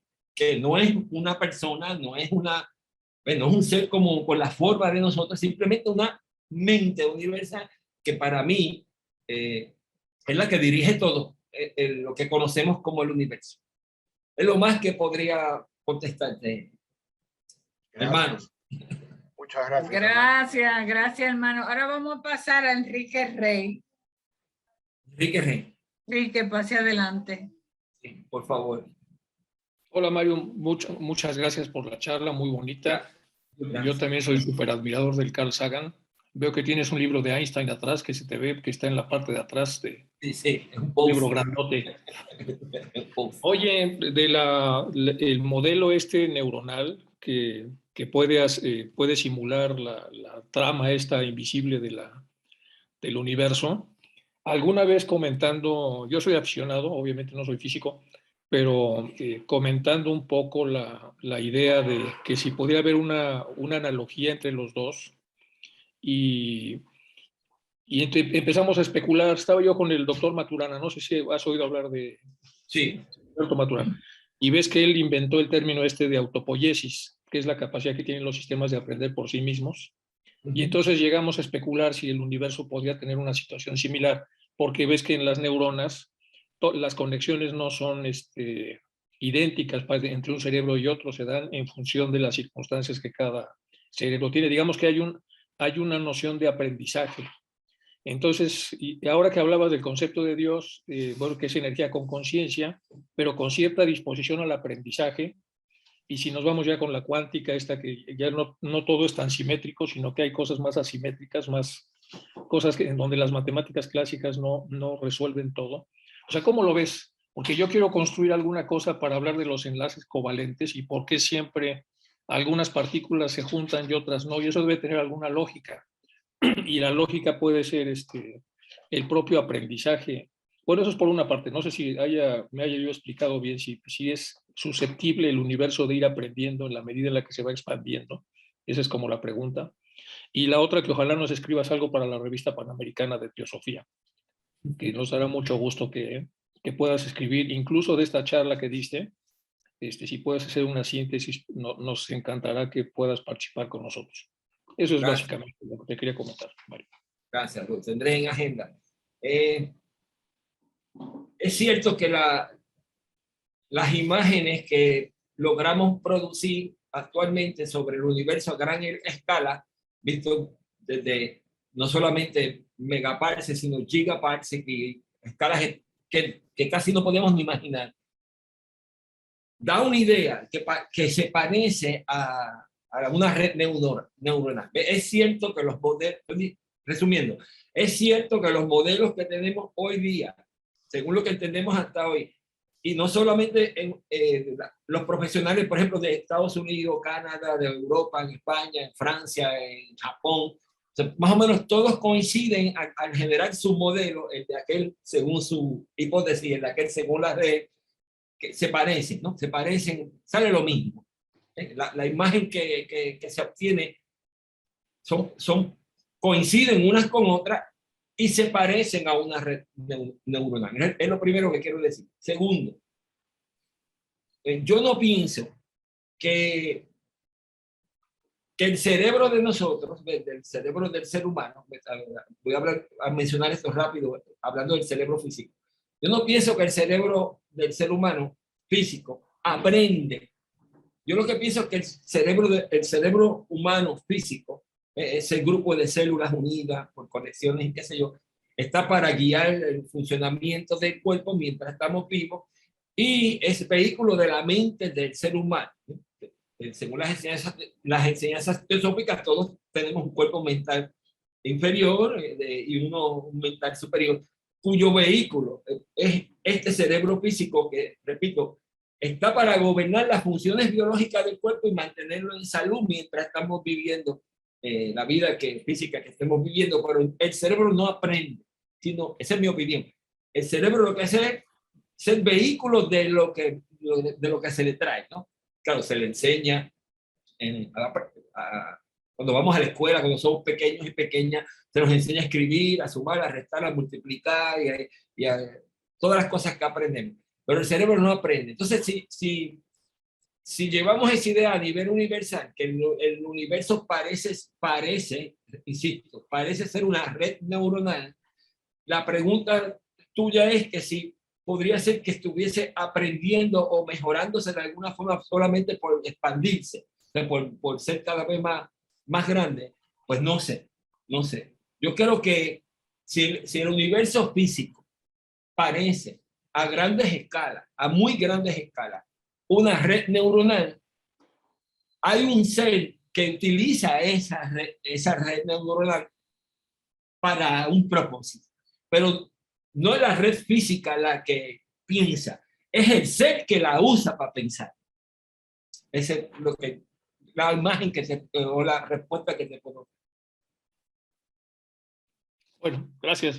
Eso implica como un debate más Sí, largo, ¿no? Prometo que voy a pensar más sobre eso. La parte más baja, yo entiendo teosóficamente, obviamente, incluso entre el yo superior y el inferior, por supuesto, uno está en la perfección y el otro en la imperfección, pero aún las posibles soluciones en el mundo material, no todas son idénticas. Hay de alguna manera, cierto aprendizaje de fórmulas que a veces son mejoradas para una especie que a sí misma se deforma en muchas de las cosas que hace, aunque en esencia haga lo mismo, pero en el fondo de la constelación de variables que hay ahí, siempre te da un margen de variables en donde no hay una replicabilidad idéntica, sino que tiene que hacerse algún ajuste para que al final el karma pueda más o menos derivar ante las nuevas variables. O sea, eso lo entiendo como lo estabas comentando, pero al hacerlo, pues tiene que haber algo que no está, que está contemplado en la totalidad, el clúster, el megaclúster que es el universo, pero no utilizado. Por lo tanto, en la parte física tiene que haberlo por lo que llamamos aprendizaje, si es que cabe que es más o menos lo que comentaba Maturana, por lo menos ahí se estaba él revolviendo un poco en ese sistema, pero bueno, quizá los términos no son los apropiados para hablarlos, pero bueno, a lo que voy es que me encantó y la segunda parte, pues espero que quieras colaborar con nosotros con el artículo, nos dará mucho gusto, porque estuvo muy bonita tu conferencia. Gracias. Estoy de acuerdo contigo de que ese punto que trajiste es extraordinario y que hace falta elaborarlo más con más debate. Así que en algún momento, espero que en algún momento podamos hacerlo. Gracias. Gracias a ti. Bueno, tengo a la hermana María Acevedo y Luis. Ya serían los últimos hermanos para dejar en libertad a Mario por un ratito. Pase adelante, María, por favor. Sí, buenas tardes. Hola. Extraordinaria charla, lo felicito muchísimo. Gracias. Yo tengo dos preguntas. Me gustaría saber, no a grandes rasgos, sino bastante rápido por el tiempo. ¿Qué dicen los astrónomos ahora sobre el centro de la galaxia o el centro de todas las galaxias? O sea, de cada galaxia, ¿qué centro tiene? ¿Qué hay en el centro? Y la segunda, como también soy fanática de Carl Sagan, él ayudó a hacer la película Contacto, y ahí se habló de la teoría cuántica de Bohm sobre los hoyos de gusano, los wormholes. Sí. Que podría romper con nuestro paradigma actual, que se rompe el tiempo y el espacio, que como no existen estos wormholes que lo estaban demostrando, donde se puede contactar en segundos con diferentes puntos de la galaxia. Mi pregunta es, ¿hasta dónde ha llegado esa teoría actualmente? Esas son las dos preguntas. Sí, la primera, gracias por las dos preguntas. La primera tiene que ver sobre el centro de nuestra galaxia y el centro de otras galaxias. Me imagino que todas y todos han escuchado que pensamos, porque se repite, es con frecuencia que más o menos encontramos lo mismo. En casi todas las galaxias, en el centro está lo que llamamos un hoyo negro, de distintos tamaños. No en todas. O sea, no podemos decir que es en todas porque primero no las hemos revisado todas, ¿sí? Y tampoco tenemos forma de revisarlas tampoco. Ni lo hemos hecho por falta de tiempo porque son demasiadas, y segundo, no tenemos los instrumentos para hacer la revisión. Pero la mayoría de las que se han revisado con los instrumentos apropiados, aparentemente tienen un hoyo negro en el centro, y a veces tienen dos, ¿sí? Particularmente la Vía Láctea se dice que tiene un hoyo negro en el centro, cuya masa más o menos se calcula de unos 4 millones de masas solares. Es como si tuviera la masa del Sol 4 millones de veces, un poco más, ¿sí? Incluso tiene nombre, le llaman Sagitario estrella, y se pronuncian así, Sagitario Star o Dag, ¿sí? Hace 2 años el premio Nobel en física fue a 3 personas, una de las cuales es una mujer, se llama Andrea Ghez, que es la que lleva más de 20 años trabajando sobre hacer el mapping y entender el centro de nuestra galaxia, y prácticamente todo el trabajo lo ha hecho ella. Y qué bueno que le dieron el premio, ¿no? Así que la mayoría de las galaxias que hemos examinado tienen un hoyo o parecen tener un hoyo negro en el centro. Tenemos más conocimiento de nuestra galaxia por virtud de la cercanía, ¿sí? Pero no hemos podido revisar todas las galaxias y no habría forma de hacerlo tampoco, a menos que inventemos inteligencias artificiales en el futuro y entonces pasen 20 años más y 50 años más y llegue a ser tanto desarrollo en la inteligencia artificial que pongamos a esas computadoras a examinar millones de galaxias simultáneamente, a menos que tengamos eso en el futuro. La otra pregunta que tiene que ver con la novela Contact de Carl Sagan y de las cosas que vemos en esa película, que sugiere en la misma novela y en la película que se hizo basada en la novela, sugiere que podrían el ser humano viajar a varios puntos dentro de la galaxia usando los hoyos de gusano, esto que le llaman, para conectar 2 puntos alejados en el espacio-tiempo, conectarlo de tal forma que tú puedas pasar casi inmediatamente de uno a otro en cuestión de segundos o minutos, y no tener que viajar de la forma más pedestre como lo hace la luz, digamos, y tardarte 100.000 años luz en cruzar. Eso es cierto que se muestra en la película, es cierto que se piensa que eso se podría hacer en el futuro, pero las energías involucradas para poder construir y estabilizar un hoyo, un agujero de gusano de eso, que tendría que tener 2 aperturas, ¿no? Porque conecta 2 lugares en el espacio-tiempo, son tan grandes, ¿ves? Las energías involucradas que habría que invertir, que no hay manera de que el ser humano pueda construir eso con los instrumentos que el público sabe que existen ahora, porque también sabemos que a veces se inventan instrumentos y los usan los militares, y el público no sabe nada sobre eso. Pero con los que sí sabemos, el público, no hay manera de construir eso. Y es algo que estaría en el futuro, bien en el futuro. Son teorías, mencionaste la palabra teoría. Las teorías siempre las construimos para tratar de que la intención de construir teoría científica es explicar lo que se observa en ciertas áreas del mundo natural. Por ejemplo, hay teorías astronómicas, hay teorías de química, hay teorías físicas, hay teorías en las distintas áreas de manifestación del mundo natural. Las teorías siempre se escriben para tratar de explicar lo que se observa. Y las teorías que tenemos hoy logran hacer eso, logran explicar muy bien lo que se observa. Como logran hacerlo muy bien, pues las retenemos, porque para eso se construyó. O sea, están cumpliendo su propósito. Por eso no la descartamos. Y de esas teorías a veces sacamos consecuencias o implicaciones como esa. Pero esto implica, la teoría que me puede explicar la gravedad hoy, la teoría de la relatividad de Albert Einstein, que me ayuda a explicar muy bien los fenómenos gravitatorios, no solamente los que se dan entre estrellas y planetas, que si enanas blancas, que si estrellas de neutrones, ese tipo de cosas. Repito, la teoría de la relatividad general de Einstein logra explicar muy bien por eso la tenemos y la consideramos exitosa, y por eso no la descartamos. Esa misma teoría es la que me lleva, por otro lado, a tener consecuencias teóricas de que pudiera existir agujeros de gusano. Pero esa parte no la hemos observado. ¿Okay? La teoría sí sirve para explicar muchas cosas que sí hemos observado y cumple su tarea, y por eso la tenemos y la consideramos exitosa. A la misma vez, la teoría no se queda ahí explicando lo que ya sabemos o lo que ya hemos observado, sino también mira, fíjate el cuidado que tengo de decirlo, se les obtienen consecuencias lógicas que implican la existencia de cosas que no hemos observado todavía, una de las cuales son los hoyos de gusano.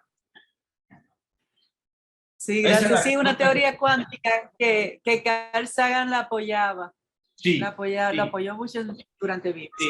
Quiero decir que gracias. ya que oye esto, y oigan esto, quiero decir que yo le hablo a mis estudiantes de que Carl Sagan escribió esa novela, la novela Contact en inglés o Contacto en español, y fue con toda la intención que concurro con él, de mostrarle a los escritores de ciencia ficción que se podía escribir una obra de ciencia, una novela de ciencia ficción sin cometer errores físicos, porque él criticaba a los autores y autoras, que hay muchos y muchas, que sí saben escribir, pero meten disparates en la trama que el lector o lectora no puede identificar.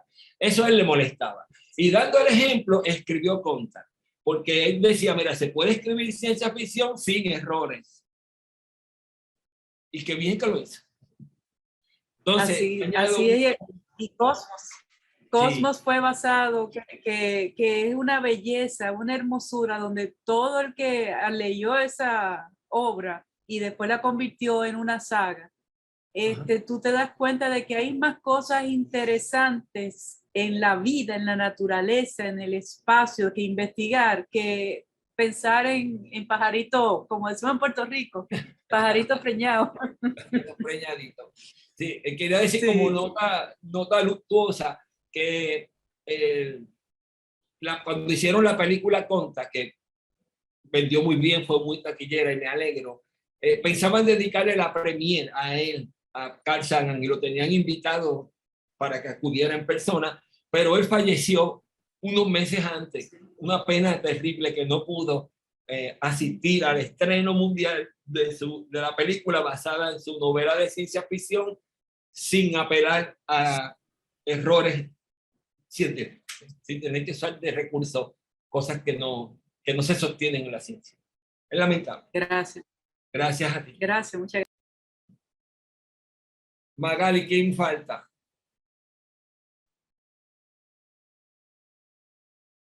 Gracias. Gracias, Luis. Mario. Hola, Luis. Soy Luis Tejada. Te agradezco por lo minucioso de tu exposición. Realmente explicas muy en detalle lo que en alguna forma para nosotros a veces suena muy inconocible.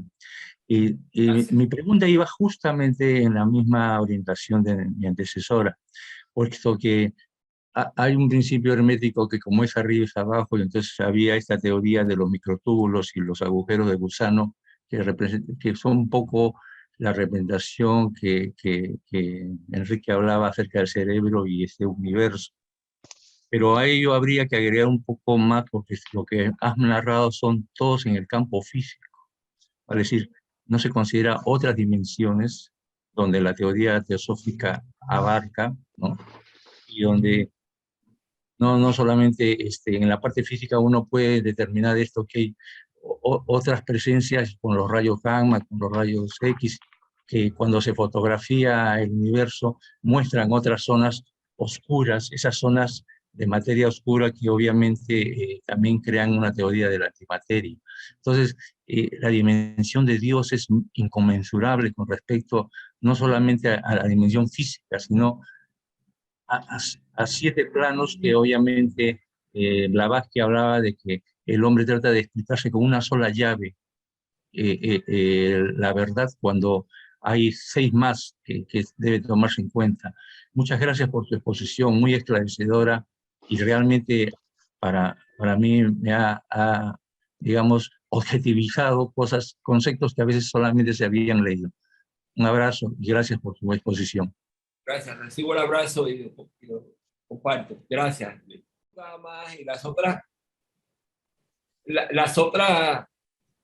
los otros tipos de luces que existen en el universo, porque la luz visible que podemos ver con nuestros ojos es una pequeña parte del espectro electromagnético. De hecho, es diminuta la parte que logramos ver con nuestro ojo biológico. Las otras partes del espectro electromagnético, que incluye ondas de radio, microondas, rayos gamma, infrarrojo, ultravioleta, rayos X, todo eso es físico también. Eso no apela todavía, al menos pienso yo, a los otros subplanos del plano físico, y mucho menos a los subplanos del plano astral, mental, ni nada de eso. Es cierto que pensamos en la enseñanza teosófica que existen esos 7 planos de la realidad, ¿sí? Pero hay que ver hasta dónde el ser humano, con los instrumentos que tiene hoy físicos, es capaz de detectar cosas que son de otro plano que no sea el plano físico, ¿sí?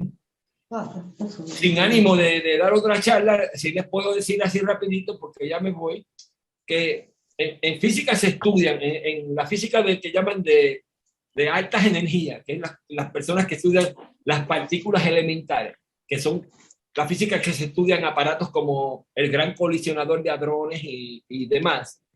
Esas personas tienen unas tablas donde organizan el número de partículas que ya conocemos y pasan de 200 y pico, casi 300. Sí. O sea, hay más partículas elementales que elementos de la tabla periódica. Y yo pienso que algunas de esas partículas elementales son de algunos de los subplanos superiores del plano físico todavía.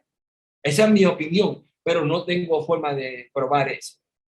Era lo que quería añadir respecto de la última persona que intervino, que es cierto que lo que hablamos hoy es todo del plano físico, que incluso las otras longitudes de onda que forman el espectro electromagnético todavía eso es físico, y que los físicos y físicas hoy conocemos un sinnúmero de partículas elementales que probablemente son de los subplanos más superiores del mismo plano físico, y quizá alguna de los planos inferiores del plano astral. Pero hablemos de eso otro día, porque eso cogería 2 horas más. Pues vamos a despedir a Mario. Mario, a nombre de Magali, porque ella ahorita no pudo entrar, se le fue el wifi o el wifi. Me pidió que te despidiéramos y te agradeciéramos mucho tu magnífica conferencia. Yo no la oí totalmente porque tenía un taller también acá en Bilbao, pero oí una parte y me gustó muchísimo y espero ver el vídeo con gusto. Gracias, Mario, y esperamos que vuelvas otra vez a colaborar con la Federación Teosófica Interamericana en una futura conferencia en los domingos. Sí, gracias.